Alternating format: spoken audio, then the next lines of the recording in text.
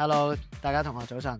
收到好多唔同同學仔嘅意見咧，咁就係想知道我哋其實點樣運作啦，有啲幕後嗰啲花絮啊，就我哋決定咧，每個 season 完之前咧，就做翻個小總結。即係其實我會原本以為嗰年係好唔開心嘅一年，但係好似第一日已經係好被接納，已經有人同我講嘢啊！即係你已經明顯嗰個差距唔係嗰個能力嘅差距，係個思維嘅差距。你好明顯知道我係一個讀書唔叻嘅人啦，但係你哋又冇睇低我，所以都對我嚟講就係一件好開心嘅事咯。第一樣嘢最 surprise 到你咧？籌備嗰陣時咧，佢好主動咁話：喂，你其實你問我都得㗎，你問我以前留班嗰啲嘢都得㗎。我覺得佢可以即係咁放得咁大方咁講呢件事咧。其實因為我都識洪江浩嘅，我冇印象佢係留級生咯。有機會嘅一個情況就係咧，啲同學冇話即係將呢樣嘢化到好大，或者標籤咗佢。我覺得呢個都係我哋當年都幾優良嘅性格或者傳統。佢嗰張相thumbnail張相咧，問咗佢好耐，佢都冇攞出嚟。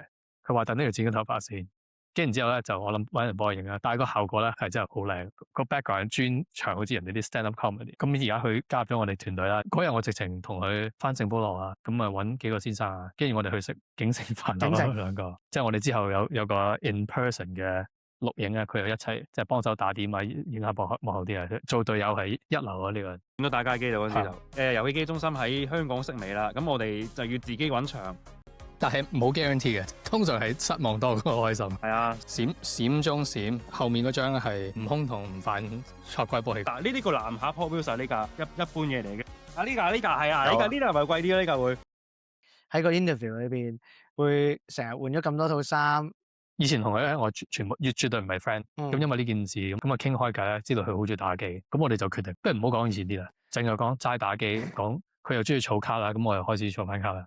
淨係講 hobby 啦呢集，咁咁啱約嗰陣時係11月尾啊，咁我嗰陣時啱啱去西雅圖，我放假咧都抽晒成扎卡啦，成嗰啲即係唔俾我老婆知啊，即係偷運就去西雅圖度錄影咁所以我成件事係好興奮啊！但係咧錄嗰日咧就有好多嘅 technical 問題啦，即係佢唔知佢 AirPod 收得好差。我記得嗰晚錄完之後咧，錄咗個幾鐘，我覺得可能冇乜嘢用得我。咁但係之後咧，佢主動揾翻我，就話喂，我哋重錄啊！就本來就話好，淨係重錄某嗰幾個 segment，睇咗幾次就咁咯，全部再重錄過晒。咁我哋分咗幾次，你見唔同嘅衫咧，係因為啲係唔同嘅 take 嚟嘅。拍戲咁啊，即係 NG 咁多次，佢做緊一次好搞笑，佢話：喂，我哋重錄啊，唔緊要，我件衫未洗，我特登 keep 住。有乜嘢你覺得即係 after interview 或者認識佢多啲時候，你覺得比較 surprise 嘅咧？即係男仔咧，其實好容易玩埋一齊嘅。你只要一個興趣相同咧，其實好容易都傾得埋。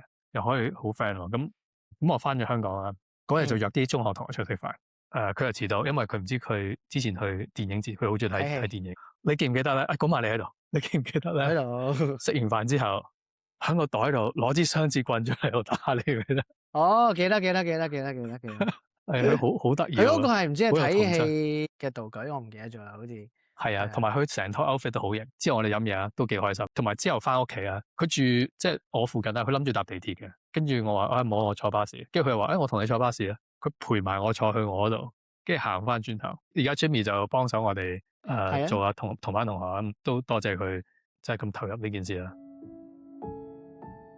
應該大家都記得嘅嚴伯仲老師 Mr. Yim 咧教咗我3年 physics 嘅。咁好遺憾就我完全學唔到佢1% 嘅功力啦。其實係抱住一個試下啦，或者有少少獵奇嘅心態過嚟。我反而覺得比較舒服嘅，即係冇太多無謂嘅 expectation。對我嚟講，我嚟到先至知道原來我咁 enjoy 嘅咧近大自然嘅感覺。每個人對大自然嗰種尊重。我自己同派派生嘅 connection 都唔多。派派生嘅形象係理論上應該好乖仔。我唔知你之前同派派生熟唔熟？會成日聽到佢名咯，即係可能音樂啊，咁大家玩啲嘢唔同，咁咪冇機會一齊啦。我覺得佢真係非常 down to earth，好同佢講嘅嘢都幾舒服嘅。大家唔知咧呢個 season 咧，我哋開始 introduction 咧，我哋揾個嘉賓好嘅朋友去錄，多啲人參與嘅，有親切感啲嘅，同埋即係李連橋係唔係一個容易揾嘅人嚟嘅。咁但係我都唔知道原來佢哋哋係 friend 啊，我都唔知。最搞笑就係我哋咧根據嗰個 interview 咧已經寫咗一篇嘢出嚟啦，大部分送雞成喂嗱，李連橋你跟住呢個讀啊，一係咧你就自己改啦。佢就話咁 humble 嘅，絕對唔似白柏生喎。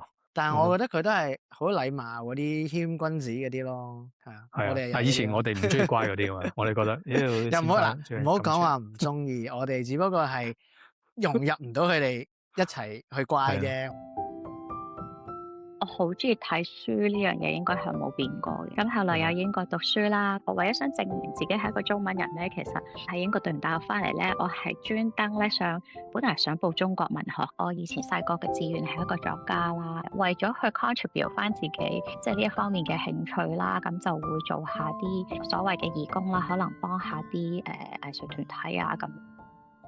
李連橋同學咧喺我嘅印象咧比較靚女嘅。我唔記得點識佢，但係中學嗰陣時真係 friend 㗎。中學就算我去外國，可能仲 friend 係。可能大家都中意睇書咯。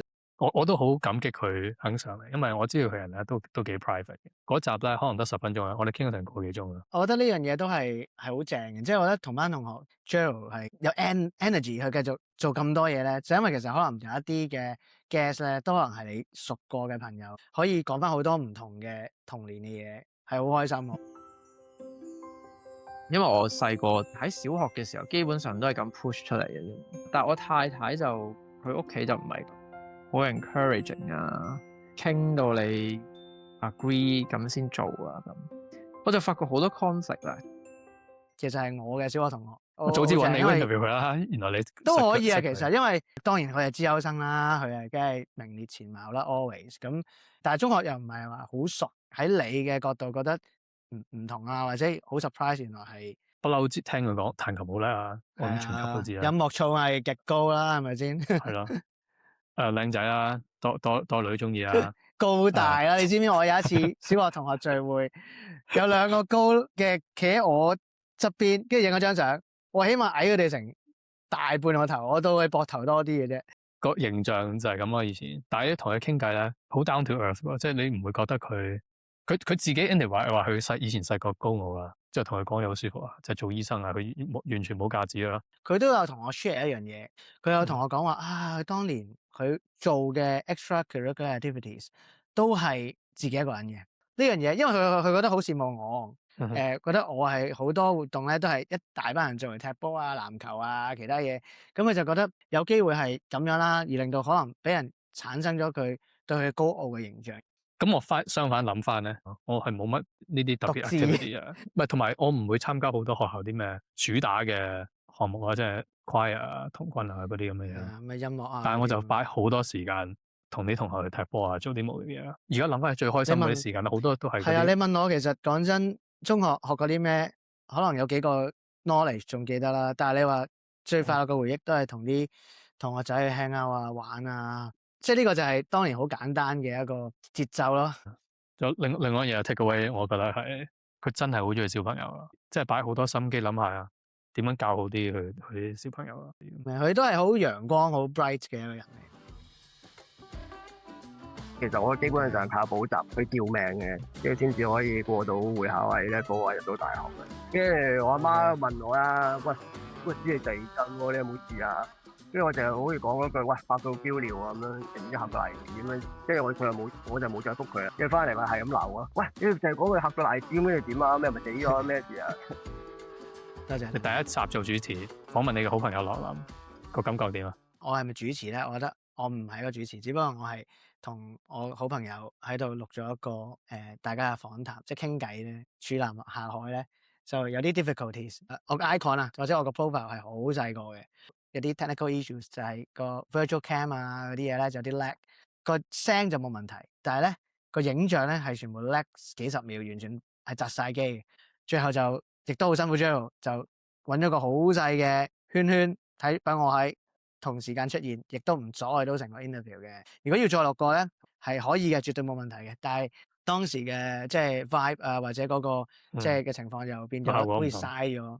洛林呢個 episode 咧，其實除咗同班同學之外咧，背後咧真係好多人參與成件事，包括樂練林又有 Gary 啦，又有麥浩斌同學啦，佢哋咧就好幫忙，就錄咗個 intro for 樂林啦。樂林又自己好主動，又自己寫一篇嘢俾我哋可以喺同班同學嘅紀念冊，佢嗰度 post 一個 IG post。佢自己又 share 翻佢一啲以前拍落嘅一啲片，例如佢嗰個俄羅斯紅場，哇幾正嗰個孩子的天空啫，係咪？我諗佢錄嗰下冇諗過，原來可以喺10幾年會用翻出嚟。你冇人會有夠膽啊！而家去俄羅斯啊，係咪先？當年佢又喺嗰個紅場咧，就被網台訪問嘅。歸根究底咧，就所有人都好俾心機去一齊做好個 video 啦，同埋希望 express 咗一個好嘅 message 俾大家。多謝有份參與樂賢林同學嘅一個 interview 嘅成個製作過程。幕後例如宋雞啊、Luna 啊、Sunny 啊、Jimmy 啊、Jerry 啊，所有人一齊合力去做咗呢一個咁嘅成績。同埋我哋即係阿 Joe 都好辛苦㗎，每次咧佢又會喺度同宋雞喺度分析呢啲 stat。邊個時間出嗰個 video 咧？或者我出 video 之前又幾時又要擺啲 intro 啊，或者可能出啲 post 啊，去令到大家知道嚟緊邊一個係會上嚟做節目做嘉賓啊。即係大家其實背後諗好多嘢。樂賢林嘅 video 係 first 24 hours 係 more than 100 views。咁都希望同學仔唔好吝嗇你嘅 like 同埋 subscribe， 睇長啲。希望真係睇晒成個 video 啦，我哋真係好用心機去做嘅。第一個 season 咧，其實好簡單，得我約個時間同嗰人傾偈，跟住剪完之後咁就出㗎。即今時今日咧 ，Luna 幫你整個 thumbnail 啊，佢今次咧仲樂林第一張相佢唔收，宋雞咧第一個就睇嘅，佢睇完之後咧，佢會諗下點樣 sell 呢個 episode 啊，寫咩 caption 會吸引人啊。個主旨已經 emphasize 咩？咁我哋係傾好耐啊 ，tease 晒佢喺 IG 度，幾時喺 YouTube 度。跟住喺嘉賓攞啲 material，跟住又揾啲 intro， 所以而家一集咧，成件事咧比起以前係多好多好多功夫。咁呢一集咧，我覺得係咁耐以來，即係 execution 嚟講係真係做得最好啊！莫偉恩咧就唔夠獨立，就成日依賴羅庭欣，但係見你家長就話啊，佢哋嘅好好友誼啊，要好好珍惜。跟住我想講 memorable 咧係我嘅求婚咯，但係其實羅庭欣嗰時係知道我男朋友諗住求婚。我唔敢講話壯舉，但係就第一次啦，面對面 in person 嘅一個即係訪談節目，有冇緊張啊？呢個緊張，我唔係緊張拉佢，我係驚咧講咗成個幾鐘咧，一粒聲都錄唔到。咁我嗰日我諗朝早5點飛機到香港啊，咁我翻屋企抌低行李。多謝謝翠婷借好多 equipment 俾我，咁我去謝翠嗰度攞支咪啊，攞去嗰啲 stand 啊，成抽嘢好鬼重，我袋都爛咁滯。咁點解我咁緊張？因為咧要錄3個咪咧，我係未試過。你要有特別嘅儀器啊，先至可以入3個 input 嘅。咁同埋多謝Justin 黃超和借地方俾我哋啦。佢嘅秘書要喺度開門俾我坐喺度等我哋。我坐1個鐘去到啊 sell 啲嘢啊，咁一路都唔得嘅。阿羅庭欣去 text 我話。我哋嚟緊啊，飲咖啡啊！我直情冇覆佢，我就喺上嚟啊嘛。咁佢以為我嬲咗佢，跟住其實唔係，我其實係好專注搞好嗰嚿嘢。我都唔知原來你經歷咗咁多，因為嗰晚我哋一齊食飯㗎嘛。你雖然係 in person 啦，完全冇阻礙到你嗰個即係同佢嘅互動，同埋你今次係一個 interview 2個，點啊？會唔會覺得好 challenging 啊？第一次做呢件事咧，非常非常之幸運咧，係可以同羅庭欣、莫偉恩做，因為佢兩個根本帶起晒成個氣氛啊，成個 conversation 啊，是正要講得啱啊！佢哋一出場一齊，好似吳天同杜拉格斯咁，我覺得好難得嘅就係可以咁耐都咁 friend 咯。每一個人生嘅階段咧，佢哋都一齊嘅，即係羅庭欣同佢平日同佢，我都同佢 friend 嘅，每次翻嚟都多數都會見嘅，咁有時同佢嘻嘻哈哈咁。今次咧就真係講即係正經少少嘅 topic，平時好少講。跟住年尾有個比賽，係啊，我搞嘅，我同2個主任講話，既然咁多學生學游水咯，唔係好多個都可以代表學校比賽嘅，咁不如學校可以搞水運會啊。逢親有參加集泳班嘅學生都可以。你係咪喺集泳班學游水啊？定係之前已經識游水？即係又唔識學識嘅。係。咦，咁我哋都係即係我哋嘅產品嚟。係啊，我後來我去到好啊呢段咧，我哋有紅光號同我哋一齊問你以前對阮 Sir 嘅印象係點？哇！我記得佢好惡咯個樣，所以我唔係好夠膽同佢講嘢㗎。我都講，一定記得佢架電單車啦。我仲記得佢成日都咁好高速咁片入嚟，跟住就停喺學校門口啊嘛。我同你一樣，以前覺得係好惡啊，但係今次同佢訪問之後咧，哇！原來佢好細心。我都睇完佢訪問，我都改變咗我諗法，即係原來因為佢多咗笑啊，可能訪問嘅時候，你平時見佢好似即係細個見佢唔係好點笑嘛，咁原來佢都真係幾細心。嗰啲 band 波嗰啲，我完全都唔知原來係佢諗出嚟嘅喎。你哋訪問嘅時候，有冇發生啲咩趣事咧？哇！我其實嗰日真係爭有諗過點好唔好放飛機啊！我嗰日晏晝咧就已經約咗以前潘校長啦，咁啊朝早就要約個院 Sir。咁我之前嗰晚又好夜先即係坐飛機啦，即係好攰啊！咁啊，係，你知啊，我同院 Sir 又唔係熟啊，係咪先？咁我嗰下都有啲驚嘅。不過我知道我之後一定會後悔，所以我點都堅持做咗佢。即係好彩做咗，因為咧，其實我嗰日都同佢傾偈都好開心啊！即係原來咧佢係咁善良啊，咁風趣啦，同埋佢真係好支持我哋個 channel 啊！即係之後我同佢鏡頭後咧傾好多，佢好多集都睇㗎。係啊，我都冇諗過，我仲以為你同佢好熟添。唔係㗎，係即係我諗20幾30年冇講嘢，佢冇有一日 Facebook 揾我哋都唔係 Facebook friend，佢將 message 我話同班同學帶俾佢好多美好回憶，咁先至有間中講下嘢，即係呢個6個月前嘅事啊。佢一開始我叫佢上嚟，佢都好似唔係好制，都係問咗好耐先制。所以好而家我哋第一個先生嘅訪問。另外一樣嘢，我覺得係真係好感激嘅，就係阮 Sir 做呢件事真係好認真，佢好俾心機咁幫同我哋宣傳咯。我哋自己團隊咧都出盡力，我哋話元氣彈咯，我哋乜嘢發布都用晒，即係全部好多個 WhatsApp group 去 share 啊，跟住揾其他級嗰啲同學去 share 啊。咁最尾個結果都係理想嘅。似我哋首映啦，有20幾30人啦，跟住即係頭一個禮拜差唔多600個 view，呢啲平日100個已經我覺得唔錯咯。本身都好怕醜嘅，我都唔係好中意做呢啲宣傳呢啲嘢，但係因為原上我覺得其實應該好多人都識佢嘅，跟住我就喺我自己小學 group 嗰度都宣傳一下咯，因為我都好耐冇聯絡佢哋啊嘛，咁都估唔到佢哋都有 respond，咁所以我好相信其實多咗人知道呢個訪問嘅。都算係成功啦！我哋第一次首映，我幾驚冇人嚟啊！即係阮 Sir 多謝佢咁落力參加埋一份啦。咁我哋開咗呢個同班老師嘅先河啦，希望之後多啲老師行上嚟啊！冇錯，咁所以老師們都希望你繼續同我哋傾下偈，等我哋了解下當年原來有啲可能啲事發生咗，我哋其實都唔了解成個事嘅真相。咁好啦，咁各位，我哋呢個 Season 5咧就到此為止啦。我哋下個禮拜開始咧有一個新嘅 season，可能有啲新嘅嘢俾大家睇下，咁希望大家繼續留意我哋啦。